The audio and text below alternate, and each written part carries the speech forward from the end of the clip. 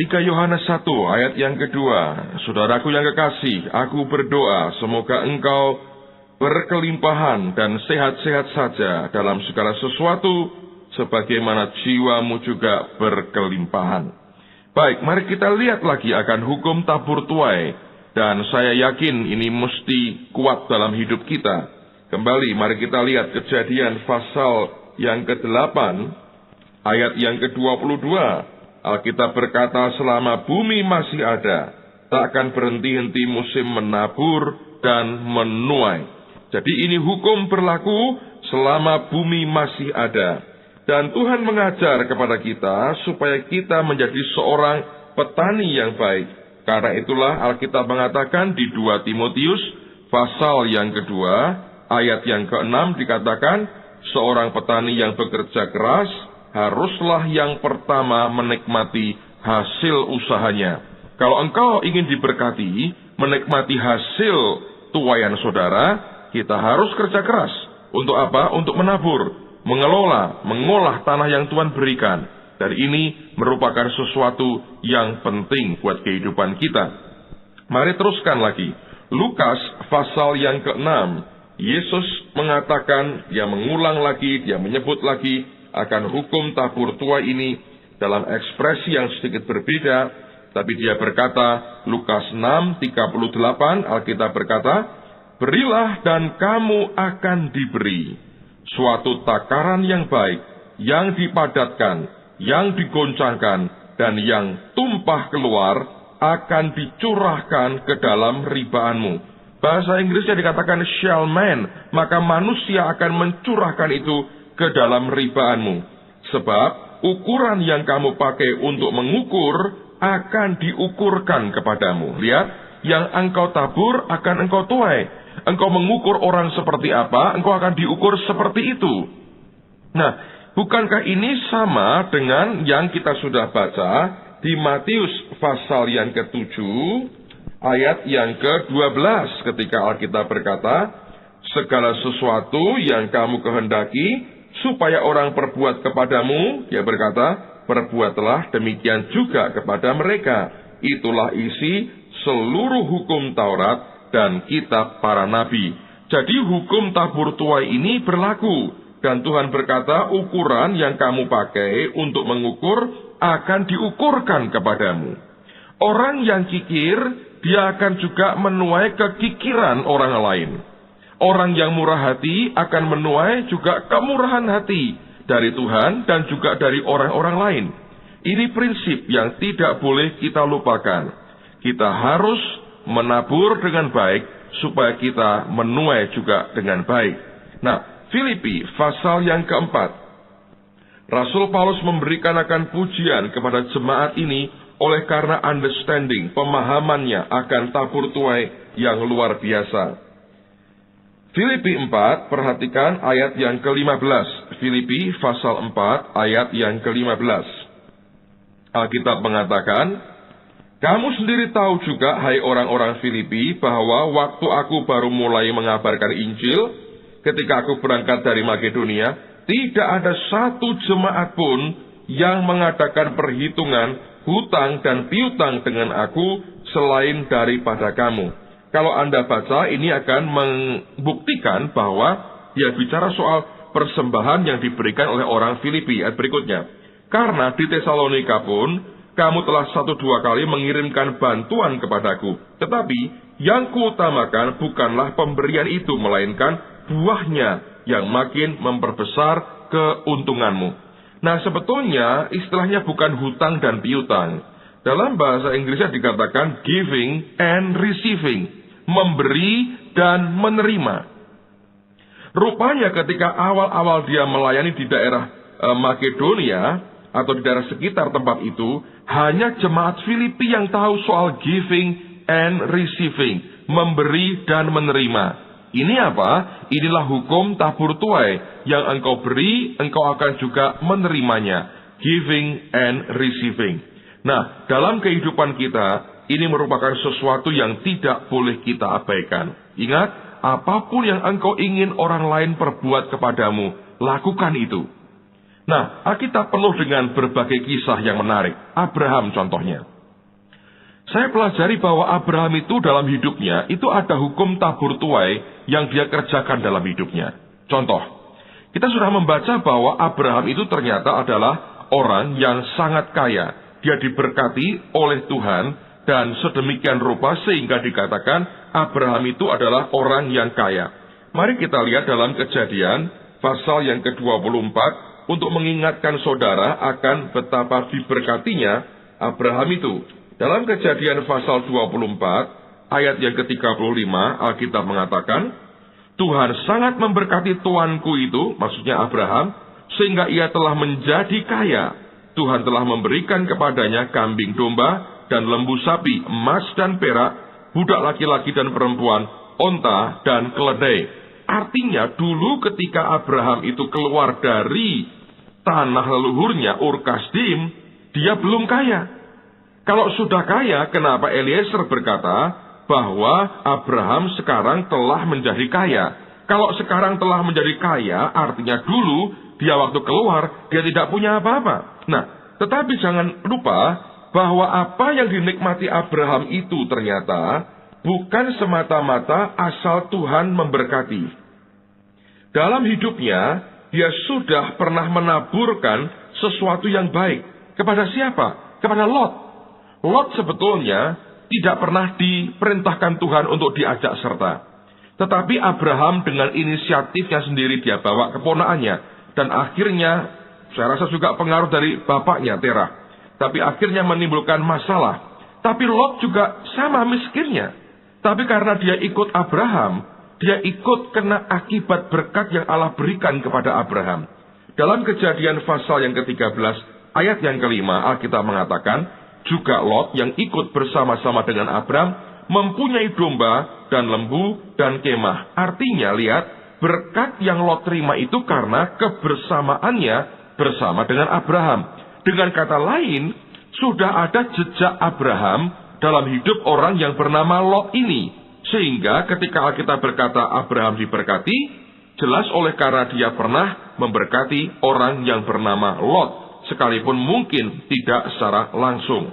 Nah, sekarang perhatikan pada peristiwa ketika Abraham akan mendapatkan anak perjanjian, yaitu dia mendapatkan akan Ishak. Menarik sekali bahwa cerita dia mendapatkan anak itu sebetulnya merupakan sesuatu yang sudah dinanti-nantikan begitu lama oleh Abraham dan Sarai. Nah, perhatikan apa yang terjadi. Sebelum Abraham mendapatkan akan anak perjanjian, dia mesti menabur dulu. Yang dia tabur apa? Lihat di Kejadian pasal 20 ayat 17 dikatakan, lalu Abraham, dia berdoa kepada Allah, dan Allah menyembuhkan Abimelekh dan istrinya dan budak-budaknya perempuan, dikatakan, sehingga mereka melahirkan anak. Sebab tadinya Tuhan telah menutup kandungan setiap perempuan di istana Abimelekh karena Sarah istri Abraham itu.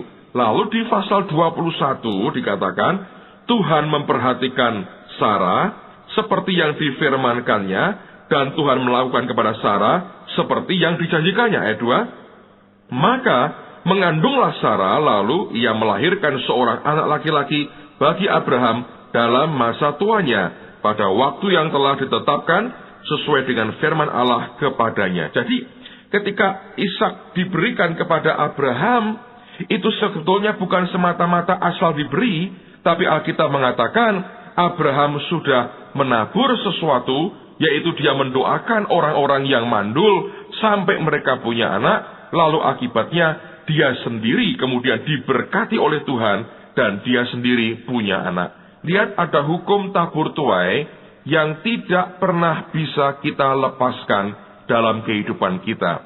Ingat saudara, selama bumi masih ada, hukum ini tetap berlaku. Dan kita harus melakukan sebagaimana yang Tuhan perintahkan di dalam kehidupan kita. Nah, Tuhan kita juga bertindak seperti seorang penabur yang luar biasa. Coba buka dalam Matius pasal yang ke-25. Dalam Injil Matius pasal yang ke-25, ada sebuah perumpamaan yang Tuhan berikan dalam kehidupan kita. Matius pasal 25, lihat pada ayat yang ke-14 mulai. Ini perumpamaan tentang talenta yang saya percaya semua kita sudah pernah membacanya. Matius 25, lihat pada ayat yang ke-14. Sebab hal kerajaan surga sama seperti seorang yang mau bepergian ke luar negeri, yang memanggil hamba-hambanya dan mempercayakan hartanya kepada mereka. Yang seorang diberinya 5 talenta, yang seorang lagi 2, dan yang seorang lagi lain lagi 1, masing-masing menurut kesanggupannya, lalu ia berangkat. Segera pergilah hamba yang menerima 5 talenta itu, ia menjalankan uang itu lalu beroleh laba 5 talenta. Hamba yang menerima 2 talenta itu pun berbuat demikian juga dengan berlaba 2 talenta. Tetapi hamba yang menerima 1 talenta itu pergi dan menggali lubang di dalam tanah, lalu menyembunyikan uang tuannya. Lama sesudah itu, pulanglah tuan hamba-hamba itu, lalu mengadakan perhitungan dengan mereka. Nah, Anda perhatikan ini. Tuan itu mempercayakan hartanya kepada mereka. Ada yang diberi 5, diberi 2, diberi 1. Lalu setelah dia kembali, Alkitab mengatakan bahwa tuan itu kembali, lalu mengadakan perhitungan dengan mereka. Artinya, yang sudah dia berikan kepada mereka, yang dia taburkan kepada mereka, dia buat perhitungan. Dia ingin terima akan tuaiannya. Lihat pada ayat yang berikutnya, ayat yang ke-20. Hamba yang menerima 5 talenta itu datang, dan ia membawa laba 5 talenta. Katanya, Tuan, 5 talenta Tuan percayakan kepadaku. Lihat, aku telah beroleh laba 5 talenta. Maka kata tuannya itu kepadanya, baik sekali perbuatanmu itu, hai hambaku yang baik dan setia. Engkau telah setia dalam perkara kecil, aku akan memberikan kepadamu tanggung jawab dalam perkara yang besar. Masuklah dan turutlah dalam kebahagiaan tuanmu. Lalu datanglah hamba yang menerima 2 talenta itu, katanya, Tuan, 2 talenta Tuan percayakan kepadaku. Lihat, aku telah beroleh laba 2 talenta. Maka kata tuannya itu kepadanya, baik sekali perbuatanmu itu, hai hambaku yang baik dan setia. Engkau telah setia memikul tanggung jawab dalam perkara yang kecil. Aku akan memberikan kepadamu tanggung jawab dalam perkara yang besar. Masuklah dan turutlah dalam kebahagiaan tuanmu. Kini, datanglah juga hamba yang menerima 1 talenta itu dan berkata, Tuan, aku tahu bahwa Tuan adalah manusia yang kejam, yang menuai di tempat di mana Tuan tidak menabur, dan yang memungut dari tempat di mana Tuan tidak menanam. Karena itu aku takut dan pergi, menyembunyikan talenta Tuan itu ke dalam tanah. Ini, terimalah kepunyaan Tuan. Lalu perhatikan reaksi dari Tuan ini. Maka jawab tuannya itu, hai kamu hamba yang jahat dan malas.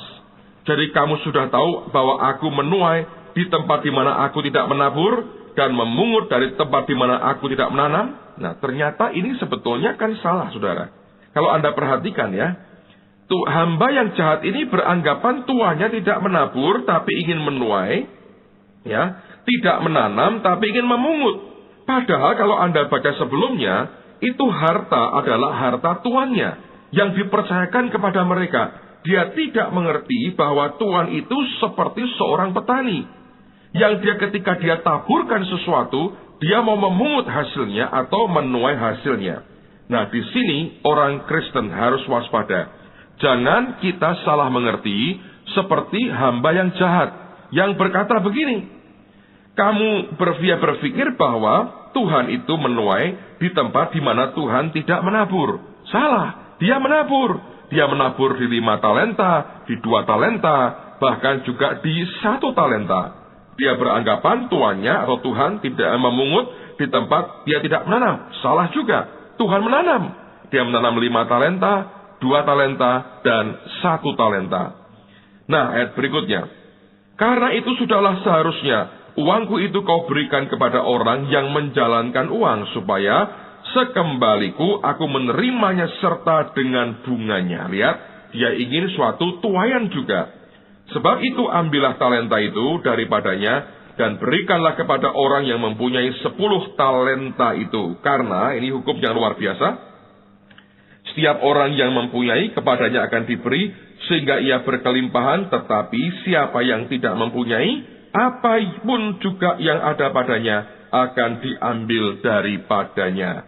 Dan campakkanlah hamba yang tidak berguna itu ke dalam kegelapan, yang paling gelap, di sanalah akan terdapat ratap dan kertak gigi. Jadi benar sekali perkataan Yesus yang berkata, isi dari seluruh hukum Taurat dan kitab Nabi adalah hukum tabur tuai. Yang engkau mau orang kerjakan, lakukan kepadamu, kerjakan kepada mereka. Nah, perhatikan, Tuhan ini pasti gambaran daripada Tuhan sendiri. Ingat, dia menabur, dia menanam. Dia menabur apa? Dia menanam, dia menabur 5 talenta, 2 talenta, 1 talenta. Ketika dia balik, dia mengharapkan akan hasilnya. Nah, ini berlaku di dalam kehidupan kita. Anda dan saya harus memahami bahwa hukum ini berlaku kuat di dalam kehidupan kita. Lihat yang terakhir sekarang, di dalam Markus pasal yang keempat. Markus pasal yang keempat, kembali Tuhan bicara soal hukum tabur tuai dalam kehidupan kita. Markus 4, ayat yang ke-26, sampai dengan ayat yang ke-29. Markus 4, lihat mulai ayat yang ke-26, Alkitab berkata, lalu kata Yesus, beginilah hal kerajaan Allah itu, seumpama orang yang menaburkan benih di tanah. Perhatikan, ini soal kerajaan Allah. Kembali soal orang yang menabur benih di tanah. Lalu pada malam hari ia tidur, dan pada siang hari ia bangun, dan benih itu mengeluarkan tunas, dan tunas itu makin tinggi. Bagaimana terjadinya, tidak diketahui orang itu. Bumi dengan sendirinya mengeluarkan buah, mula-mula tangkainya, lalu bulirnya, kemudian butir-butir yang penuh isinya dalam bulir itu. Apabila buah itu sudah cukup masak, orang itu segera menyabit, sebab musim menuai, sudah tiba. Jadi inilah kerajaan Allah. Kerajaan itu berlaku hukum tabur tuai. Yang engkau tabur, akan engkau tuai. Apapun yang kita tabur, akan kita tuai. Nah, apa yang engkau inginkan, engkau tuai, saudara. Kita harus bertanya terbalik. Ya, apa yang engkau inginkan, suatu hari engkau tuai. Apapun itu. Mulai taburkan sesuatu hari ini. Sebagaimana yang engkau inginkan, engkau tuai suatu hari. Engkau ingin menuai akan kemurahan atau kebajikan, tabur kebajikan dan kemurahan. Engkau ingin menikmati akan tuaian kelimpahan secara materi. Belajar menabur secara materi. Engkau ingin menuai perhatian, taburi perhatian yang baik kepada orang-orang yang bisa engkau taburi perhatian itu. Apapun pokoknya yang saudara dan saya inginkan, satu hari merupakan tuaianmu yang luar biasa. Lakukan sekarang. Dalam hal materi, dalam hal jasmani, dalam hal rohani, semuanya berlaku di dalam kehidupan kita. Mari jadi penabur yang baik, supaya engkau jadi penuai yang menikmati yang terbaik dari Tuhan. God bless you.